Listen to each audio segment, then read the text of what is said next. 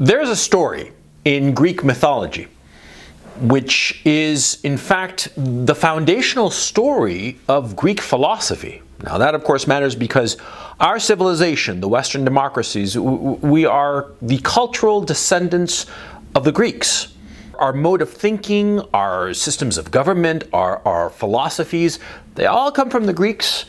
And the Greeks, they all point to this one story that to them is the most important defect that a man can have, and that is the defect of hubris. The story is, of course, the flight of Icarus. Icarus was a young man, a boy, and his father was Daedalus, one of the great inventors of Greek mythology. And they were imprisoned for various reasons that aren't important, and Daedalus decided that he was going to escape from the tower where they were being held, both him and his son. And so he created two sets of wings. These wings were made of feathers and wax. And he told his son, Icarus, he told him that he would put on these wings and fly away, but he told his son not to fly too high. Because if he flew too high, the sun would melt the wax on his wings, and he would plummet into the sea. Now, of course, what happened, famously, is that Icarus started to fly away from the prison where they had been held, and in his joy, his exuberance, his natural happiness at having the gift of flight, he started flying higher and higher, and eventually what his father had told him was going to happen indeed happened. The wax on the wings melted, the feathers slipped off his arms, and Icarus fell to his death in the sea. It's such a wonderful story. It's such a wonderful and simple story because it explains the notion of hubris. It explains it in a way that every human being can understand. Because what is hubris? Very simple. You see, there's self-confidence. When you are confident in your ability to do whatever. Let's say, just for the sake of argument, that you are confident that you can repair a car's engine, right? But let's say that you know nothing about car engines, but you claim to people that you do, that you can fix an engine. Oh, fixing an engine is no big deal. Well, that would be arrogance. Arrogance, of course, being the notion that you know something when in fact you do not. Arrogance happens, of course, to those who suffer from the Dunning-Kruger effect, right? Those people who are ignorant, but they know a little bit, and so from this little bit that they know, they think that they know everything about a given subject, right? Right. But hubris is different. Hubris is between that self-confidence that a person has and the arrogance that comes from ignorance. It's in that in-between area. Hubris happens when somebody is successful and they know what they're doing, more or less. But because of their success, they start to overreach.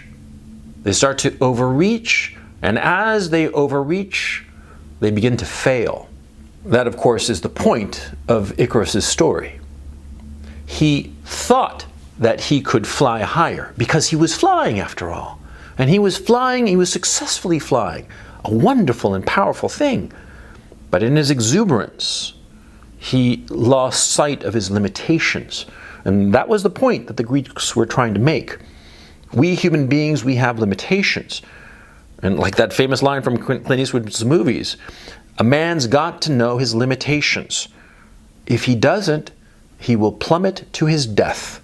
I've been guilty of hubris. Oh yeah, many times. Many times. Many times I've had great successes, and because of these great successes, I have thought that I could, reach higher, reach more, bite off more than I can chew. And it happened, and I just got hurt.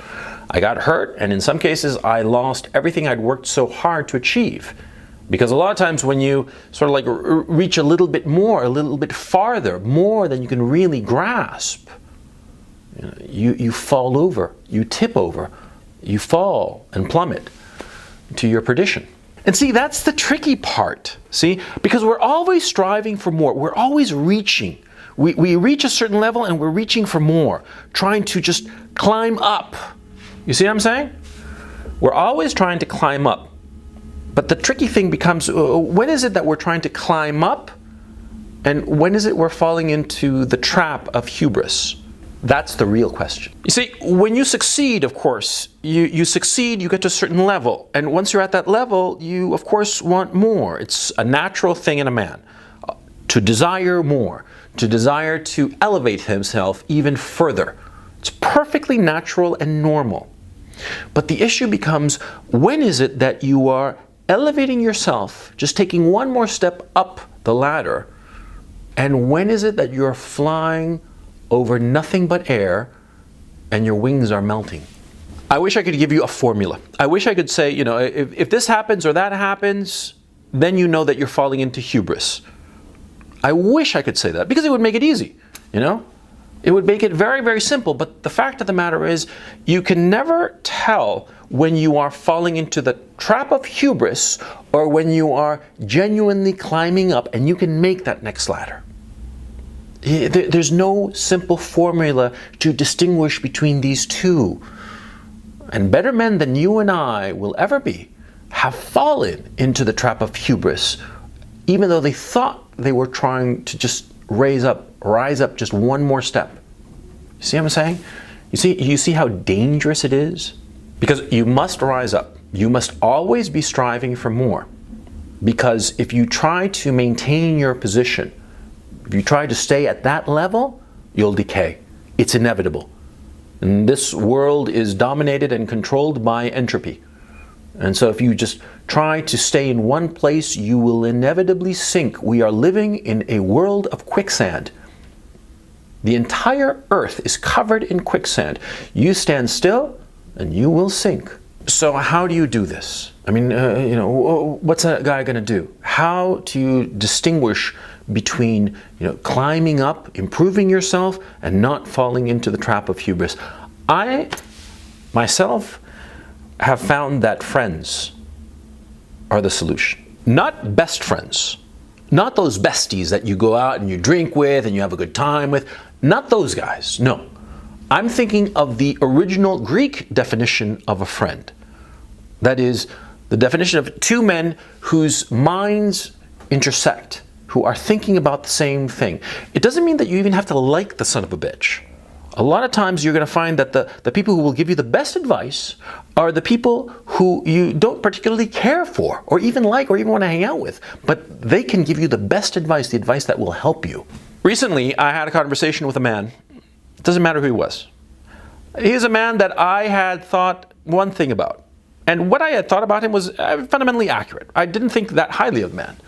But I had a conversation with him about a subject of mutual interest. And I was thinking of making a move, a certain specific move. And he advised against it. He thought that I would fail.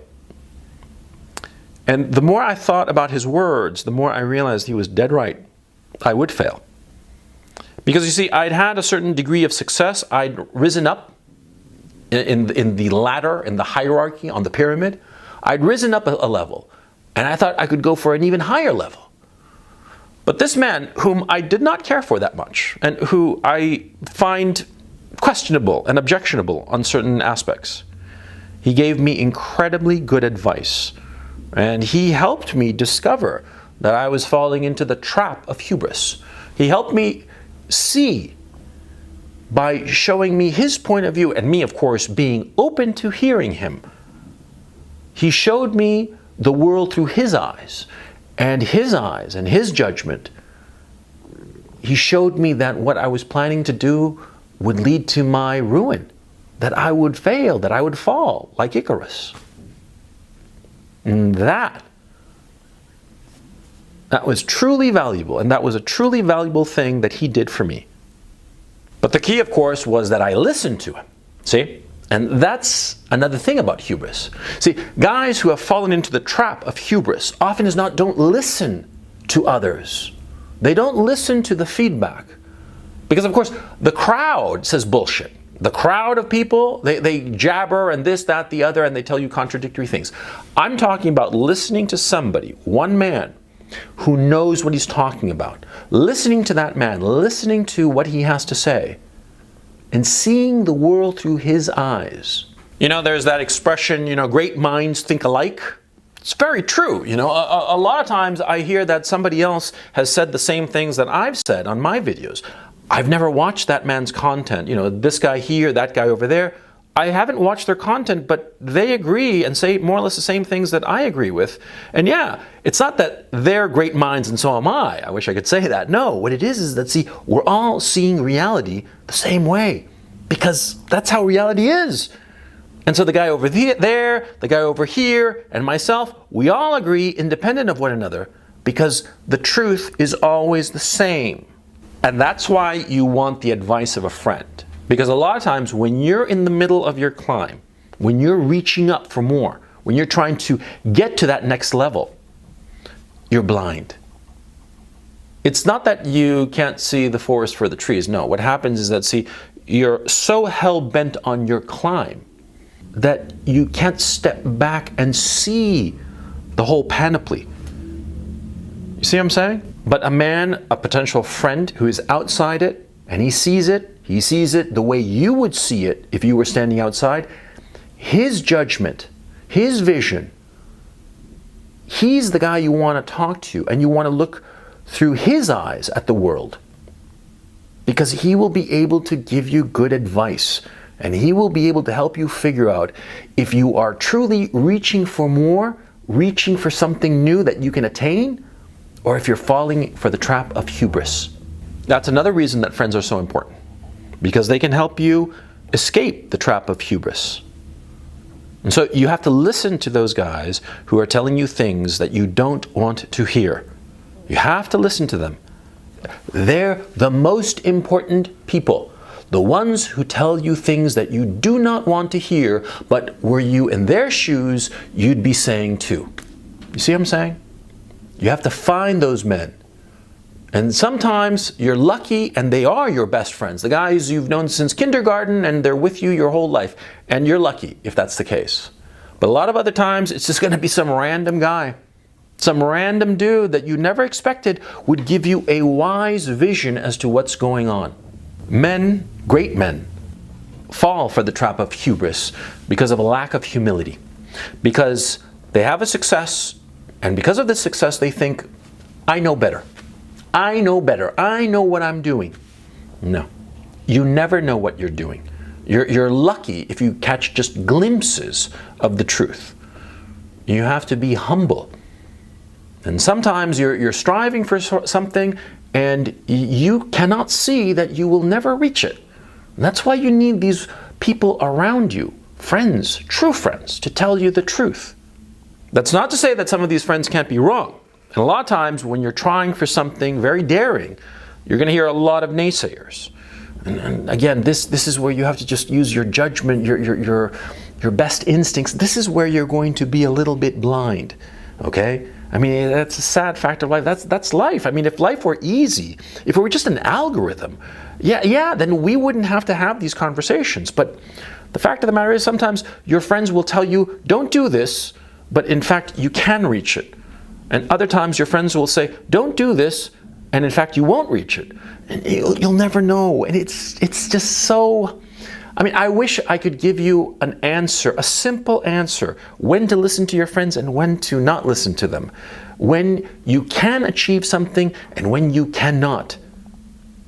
I wish I could tell you, but there's no such formula. And any man who claims that there is such a formula is lying to you. There is no such formula.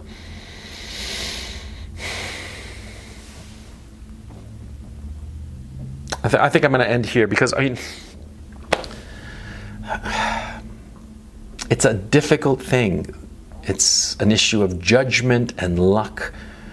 And the most important thing I can tell you is just be humble and recognize that so often as not, you will just be wrong. And sometimes even people that you think very little of will be right.